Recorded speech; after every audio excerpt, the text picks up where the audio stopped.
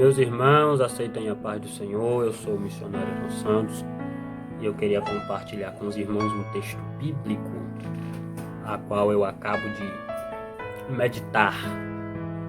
Eu estava estudando a palavra do Senhor e eu resolvi estudar um pouco sobre a história do general comandante Naamã. Quando nós falamos de Naamã, irmãos, dentro da Bíblia Sagrada, automaticamente nós vamos lembrar de uma enfermidade, nós vamos lembrar de algo contagiante, que é lepra.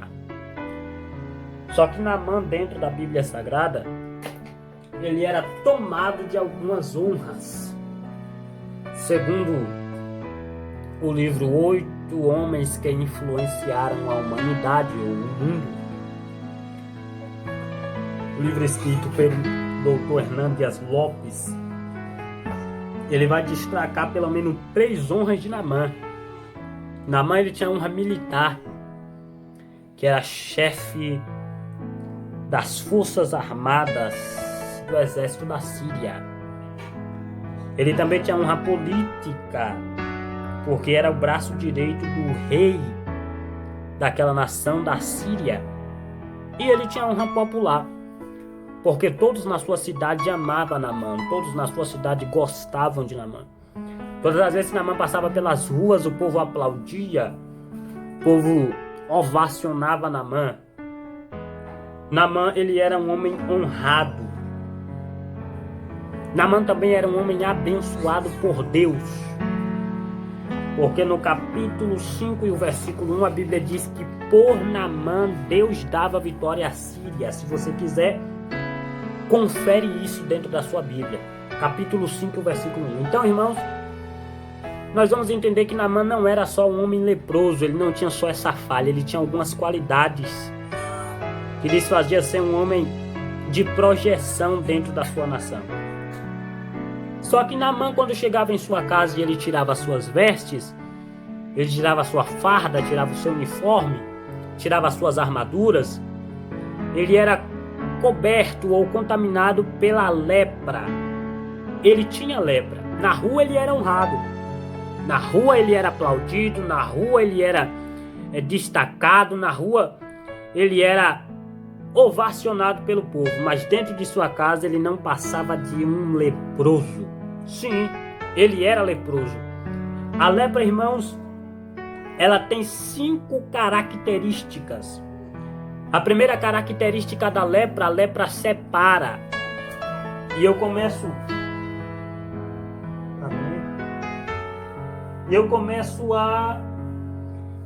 a imaginar dentro da Bíblia Sagrada Naamã chegando em sua casa e tentando abraçar os seus filhos e não pode, tentando abraçar sua esposa e não pode, tentando dividir o ambiente com a sua família e não pode, porque a lepra ela é contaminante.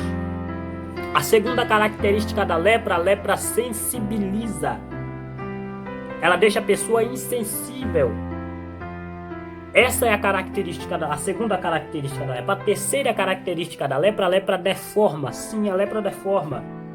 A lepra, ela deixa cicatrizes profundas dentro do corpo. A quarta característica da lepra é que a lepra contamina. Ela é contaminante, contagiosa. E a quinta característica da lepra é que a lepra mata.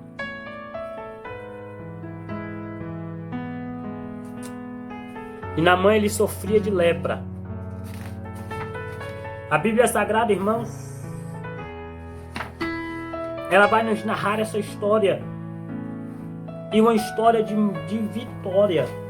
Observe que quando Naamã chega à casa do profeta Eliseu, Naamã, ele vai querer que Eliseu libere apenas uma palavra para ele. Observe que antes dele ir à casa de Eliseu, ele vai à casa do rei de Israel. E ele oferece dinheiro para o rei de Israel, para que o rei de Israel curasse ele. A Bíblia diz que ele é mandado para a casa de Eliseu, e na casa de Eliseu, Eliseu só dá uma ordem: vai ao Rio Jordão e mergulhe 7 vezes no Rio Jordão, E quando tu mergulhares 7 vezes no Rio Jordão, tu ficará purificado. Aí a minha Bíblia, a sua Bíblia vai dizer que Naamã, ele sai das portas, ou da porta da casa de Eliseu com a sua comitiva, e ele começa a murmurar. Ele começa a blasfemar. Isso está no versículo 11 e 12 do capítulo 5 dos reis de Israel, segundo rei de Israel. Ele começa a murmurar, e aí o que acontece? A Bíblia diz que Deus usa os servos de Naamã, os que estavam acompanhando Naamã. E a história nos diz, irmãos, que Naamã, os chefes de Naamã, ou os servos de Naamã, capítulo 5, versículo 13. Então chegaram-se a ele os seus servos e lhes falaram e disseram: meu pai, se o profeta te disse alguma grande coisa, porventura não faria? Quanto mais dizer-te lhe, levanta-te e ficarás limpo. Aí o 14 disse: então desceu e mergulhou no Jordão 7 vezes, conforme a palavra do homem de Deus. E a sua carne tornou-se como a carne de um menino e ficou purificado. Ou seja, ouvir a voz do profeta ainda dá solução para o nosso problema. Ouvir a voz dos homens de Deus ainda traz solução para o problema. Porque tem pessoas que preferem mais ouvir a voz do seu pai, do seu irmão, do que ouvir a voz do homem de Deus, do que ouvir a voz do seu líder maior. E é interessante observar que quando é Deus falando conosco, o nosso espírito testifica. Então, irmãos, a solução para o problema de Naamã foi simplesmente ouvir a voz do homem de Deus.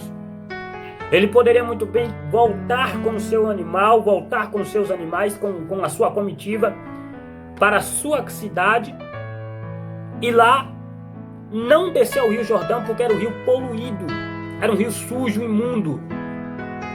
Mas ele resolveu ouvir a voz do homem de Deus.